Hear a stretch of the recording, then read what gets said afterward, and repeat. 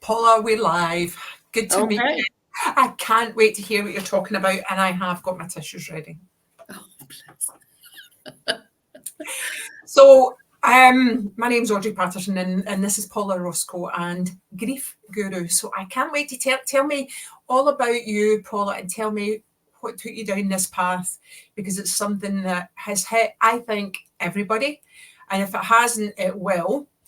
And it's how you deal with it. And we had a conversation in the background about it, and I had said to you about my mum, and I said everything changes. Somebody explained it to me when I lost my mum. It was like having a hole in your heart where the wind blows through and you'll never get used to the sound. And for me, that is exactly it. Everything's in a different way. Things like my son going to school, having a parents' night, that would take me right back. All of these things. So I can't wait to hear from you. So I'm going to shush and I'm going to listen to you, Paula. Oh, goodness. Okay. Thank you very much, Audrey. Right. So I am, as they say, a grief guru, and I have been dealing with grief for a very, very long time. So a very quick history of me. I am a survivor of abuse from a very early age. I am also a survivor of several suicide attempts. But the one that really hit me and put me on this path particularly is the death of my son. And I was offered nothing. I was basically told, you're a young girl, you'll have another one. And that was it. And I was like, wow, okay. I have to somehow try and deal with this horror of it. And I had no idea. I'd had deaths of grandparents and deaths of pets and things, but I'd never really dealt with this specific horror of dealing with. I had a child and now he's gone. And I realized that I came to a conclusion over the years that writing was my savior. And it did actually save me. So 2 weeks after Jack died, my husband had to go back to work. And I sat there doodling, and I actually started writing my first novel. And 7 months later, my first novel was born, Echoes. And it was that kept me going.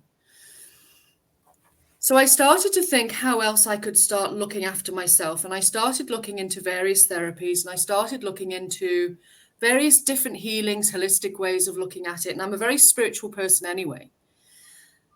So over the years, I started to train as a therapist. And then I trained qualified as a teacher. And I trained people to become grief therapists for 6 years. And I became, I suppose, a grief expert, if you like, because I worked with grief and death for such a long time. And what I started to incorporate into that was because while I was working with clients, I found that they were hitting a brick wall all the time. They were coming across things that I started to feel within counseling, was that they were feeling constricted. Like they wanted to say more, they wanted to feel more, they wanted to expand that and explore more, but they couldn't with just talking. So I started to incorporate little writing exercises into our therapy sessions, lots of holistic kind of things into it. I work with angels. I'm also a spiritual medium. I work with spirit guides and all kinds of stuff, and I offer lots of healing. So I started doing that with them, and we started to see miraculous results. Because instead of just talking about it, they were able to embrace everything. They were able to embrace their mind, body, and spirit. Because what I realized very early on was that grief affects all three. Yeah. It affects your mind, your body, your spirit. And so trying to just heal one, it wasn't enough. It was like sticking a plaster on an open wound and hoping for the best, keeping your fingers crossed. And I was starting to see the clients coming back because I knew that there was more to their story, but they didn't have a way of getting to it. But when I started to introduce all the different therapies, when I started to introduce writing, music, photo, all this kind of stuff, and started to intuitively offer healing sessions with them, they were able to go all the way back to their childhood traumas, to their beliefs, old beliefs, things that they hadn't even dealt with back then that were now dictating how they behaved now and how they dealt with their grief now. So we were talking just before we started about what is normal. Well, there's no such thing as normal, especially within grief. Everyone has to go through their own journey. But one way that is true with all of it, however way you go through it, you have to heal from before the grief to be able to heal the grief. Because what happened in the past is dictating how you perceive grief, how you deal with it, how you heal from it, how you think about it, how you behave with it. Does that make sense? Oh yeah, absolutely. Yeah. So all of that has to be healed first, and then we come back to the grief. So the clients that I'm working with at the moment, we've gone all the way back. We're healing all that trauma, and then we're doing shifts, and they're seeing huge shifts. And this isn't about you can't take away the grief. You can't just, I haven't got a magic wand. You know, unfortunately, a lot of my clients, they wish I had. I don't. You do have to work through it. But like any wound, grief can be healed. It's just how you do it and how you perceive it, how you think about it, how you feel about it, how you behave with it. And so all of that has to be healed as one. And I actually explain that when someone will say to me, you know, how are you? And I'll say, it's like having a hot poker, how I feel about grief. And this actually really kind of makes me understand what you're saying. It's like having a burning hot poker that just becomes less burning until you can actually deal with it. Yeah, absolutely. You know, and it's, I've heard probably every analogy you can imagine about how grief feels. I've been doing this for 20 years. And it's like, but they all come down to the same thing. It's how you think, it's how you feel, and it's how you behave from it. So when you start sort of gently challenging old beliefs, old thoughts patterns, old behaviors, old traumas that you haven't dealt with, then you can heal your grief. And it's never about forgetting the person. That's impossible. Of course you can't. But you can start to look at their death in a just slightly different way. So people say to me, well, do you still grieve your son? No, I don't. I haven't grieved my son for probably about 10, 15 years because I did all of this work. I miss my son. I love my son beyond measure, but I'm able to talk about Jack. I'm able to think about him, love him with purity, without the pain, without the sorrow, without the exhaustion, without the brain fog, without the, as you say, that hole in the heart, that hot poker. You know, I mean, I loved what you said before about your mum, about that hole in the heart and with the wind that you, I get it. I do. I remember feeling that, but I was able to heal that. And it's a beautiful, loving place to be, because I can, as I said, I can think about my son and all the things that happened and all the other people that I've you know, who have died since. I've done the work. I love them. I miss them, but I don't hurt.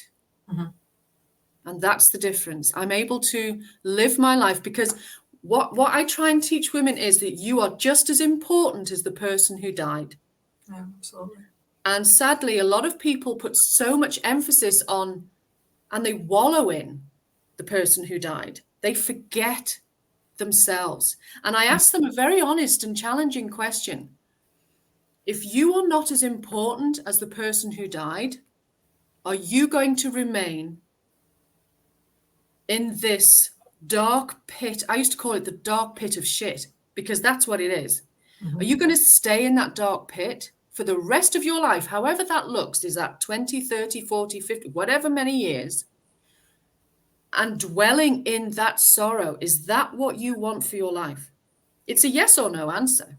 Yeah, absolutely. But the thing that probably kind of pushes me is, would they want us to be like that? And I know the answer's no, but then I Yeah. go, you kind of revert back and you think, right, okay, so I know I need to do work, Paula. I've lost so many friends. I've lost 6 friends. We're all under 60. And I've lost another 3 in the last 2 years. I lost 6 family during COVID.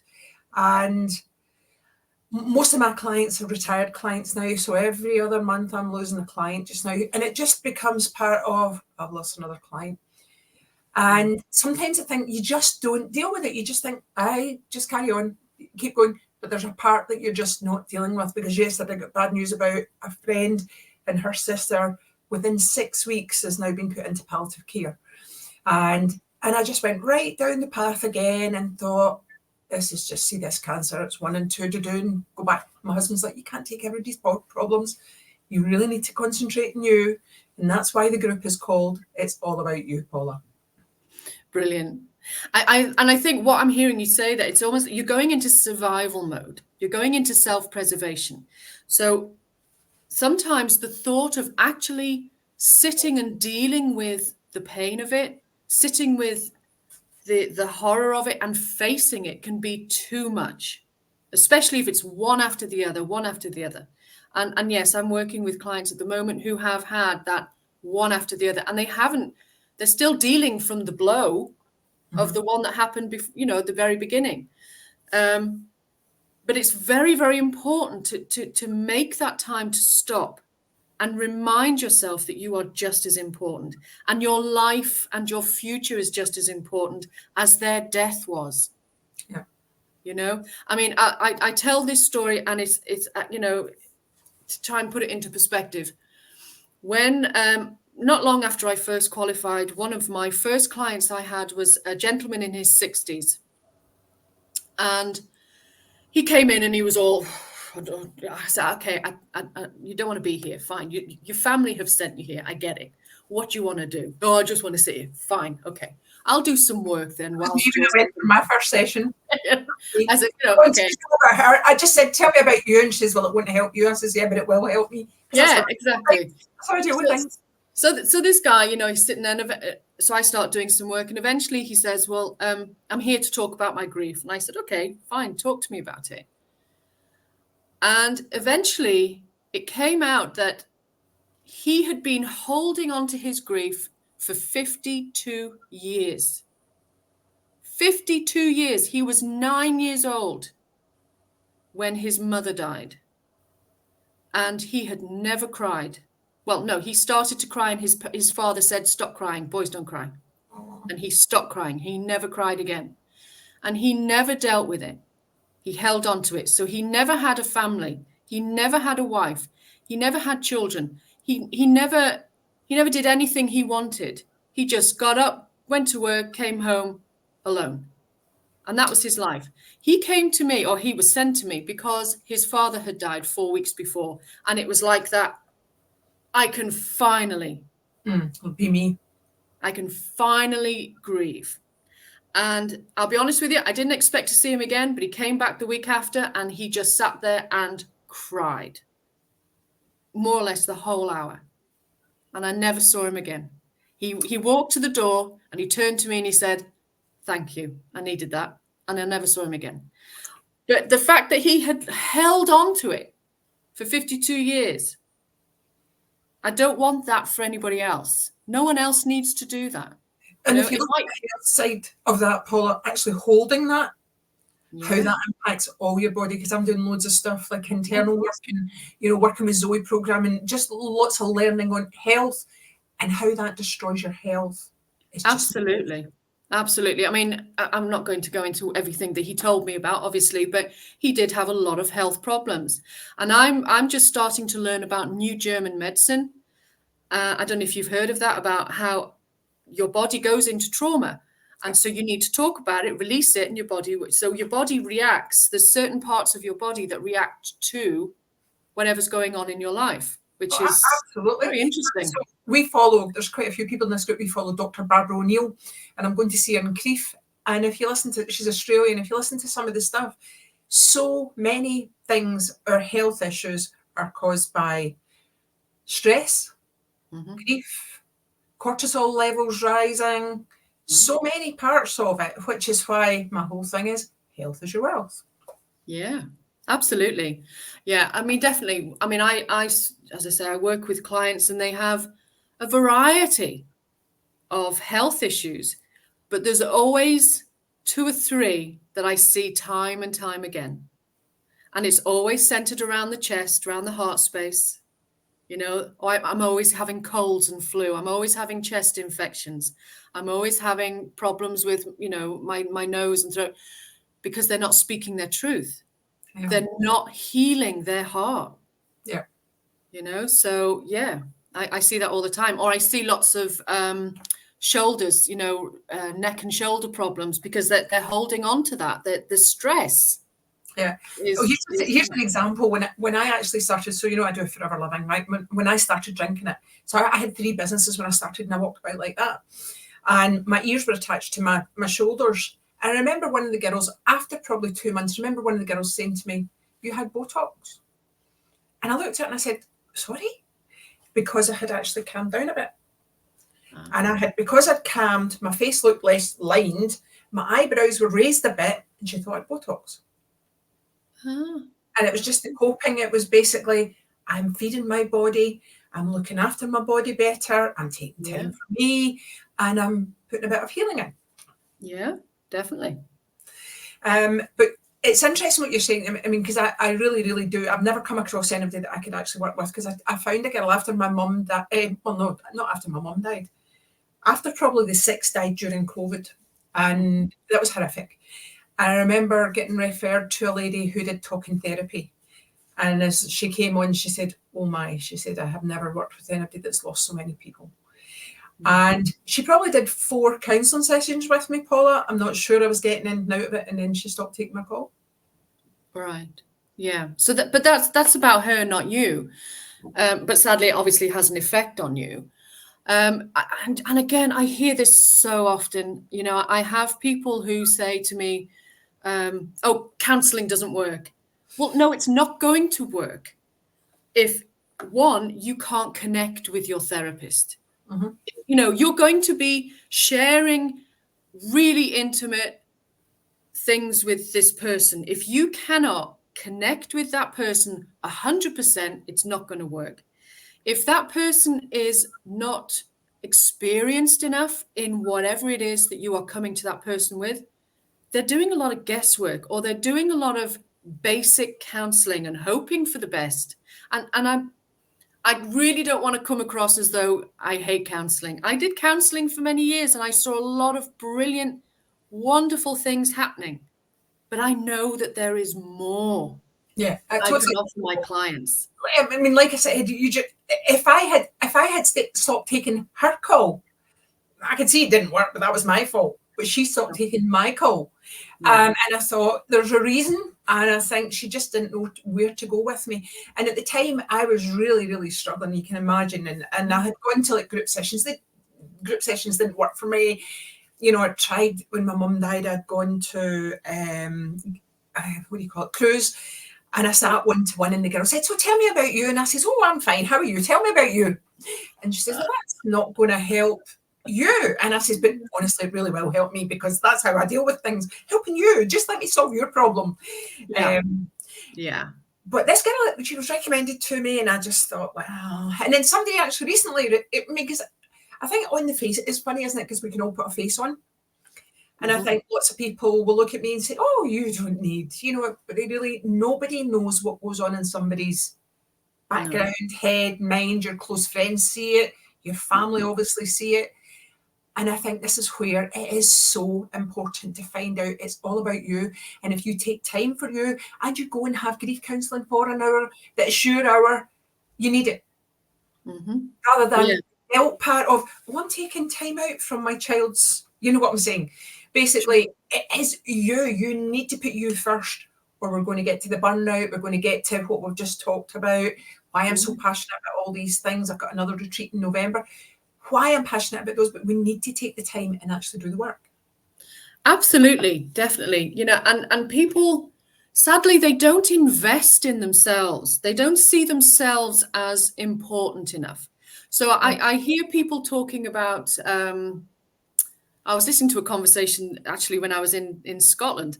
there was a couple sitting next to us in a bar, and she was talking about some of the trauma that she'd gone through recently, and how she was looking forward to this holiday that she'd saved up to go to. And I couldn't help sitting there thinking, but you're going on a holiday that is probably going to help you for the week or so that you're there, but you've still got to come home to you. Yeah. And you're not prepared to heal you first. You're hoping it's going to do the other way around. Or people who go out and buy themselves, I don't know, new cars and settees and bits and pieces, hoping that it's going to make them feel better. But actually, it's still you that has to sit on the couch, you that still has to sit in the car. It's you that's going on the holiday.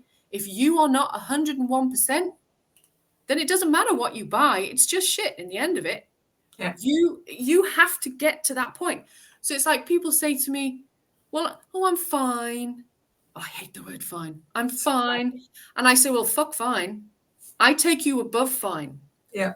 I take you way above fine. I just did a podcast a few weeks ago with the woman who wrote fine as a 4-letter word. We had a right laugh about that because when I was training to be a therapist, people would say things like, oh, yeah, I'm fine, or yeah, I'm okay. And that's just a throwaway word. Yeah, absolutely. When we became therapists, the lecturer said to us, right, over the next 4 years, you are not allowed to say the words fine or okay.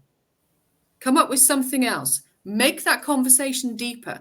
And it's so true. Oh, yeah, absolutely. And I found that after my mum died, somebody said to me, on a Sunday, that was my worst day.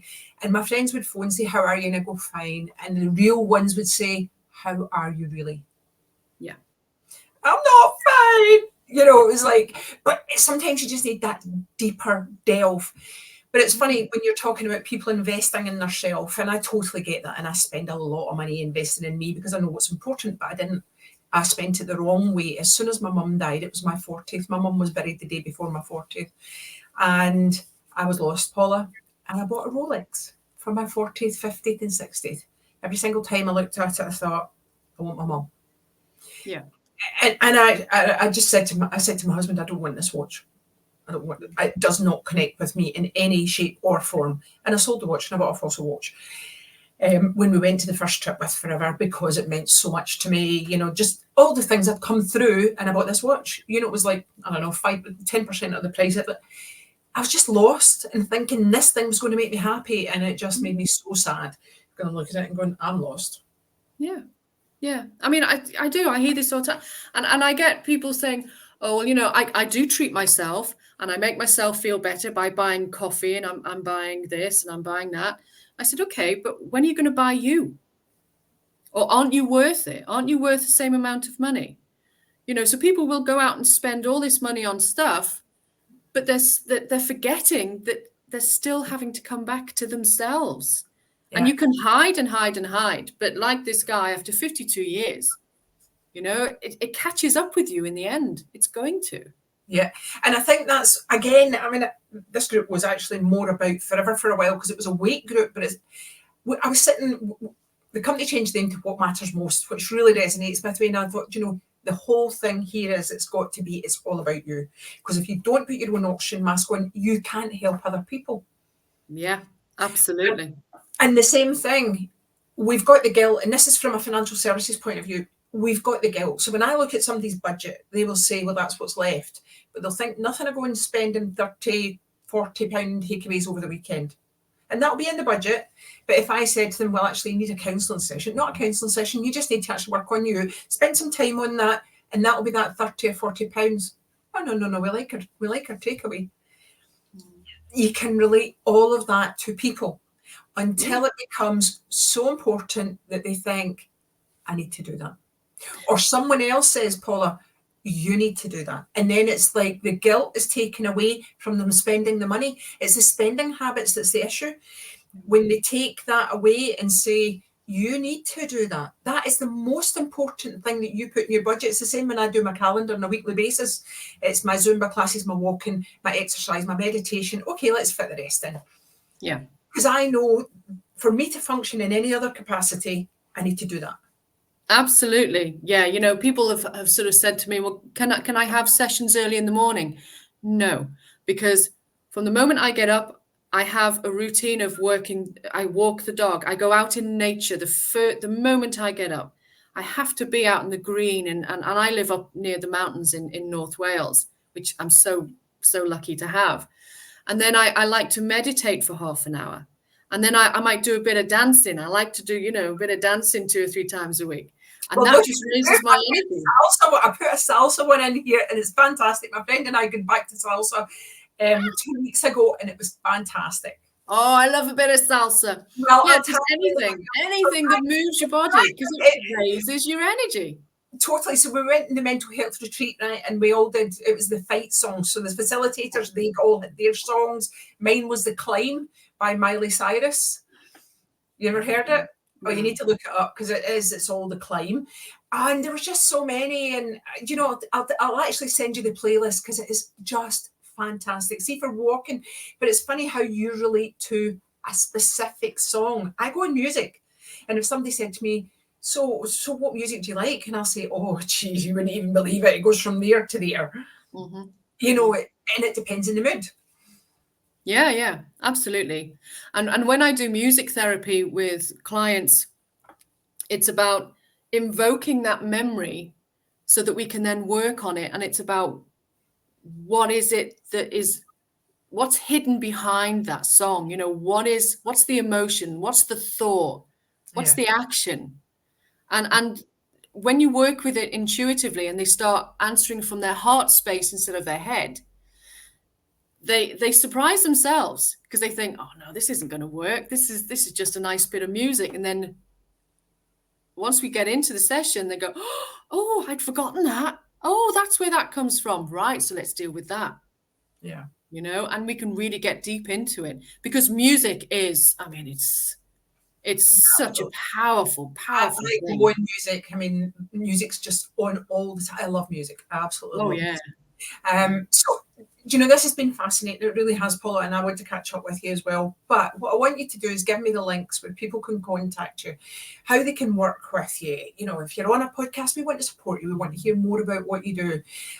Because I think together we can all achieve more as well.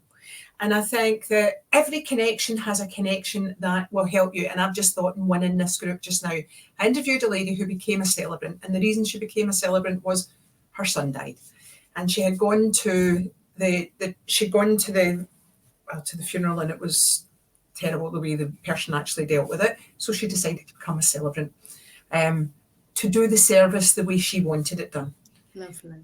And for me, that's actually, so I think I've interviewed 12 to 14 people in here now. Everybody has got to maybe an age where they just think there's got to be more to life. I'm not working till the day I die. Yeah. We were in Manchester, and I saw a lady, she must have been 64, and she could hardly even walk, but she didn't have a choice. You know, no state pension, working in Harvester, like totally doubled over and trying to work. Everybody's getting to a crossroads and thinking, okay, what do I want to do? Do something you love. If you think, you know, you could work with Paula and help with, you know, people's grief, how passionate, how you know, good would you feel? So that would be fantastic. So send me your contact details, and I'll put it in the links, and I will send you the YouTube so that you can share as well, Paula, because it was really, really lovely to catch. And we've got so many similarities. We meet people for a reason. We absolutely met for a reason. You know, that was so, I mean, I haven't met many people whose children have dyspraxia. No. And as soon as we started talking, you went, oh, and then we were something else. Oh, that's the same. Oh, I'm going to Stirling to leave on Tuesday, and I'm going to Stirling on Wednesday. Your daughter's the same age as my son, both with dyspraxia. We were both celebrating. My 30th wedding anniversary was last year. You were celebrating yours in Stirling. Yeah. Hello. What happened there?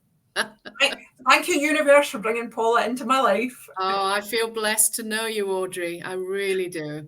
Oh, no, thank you so much.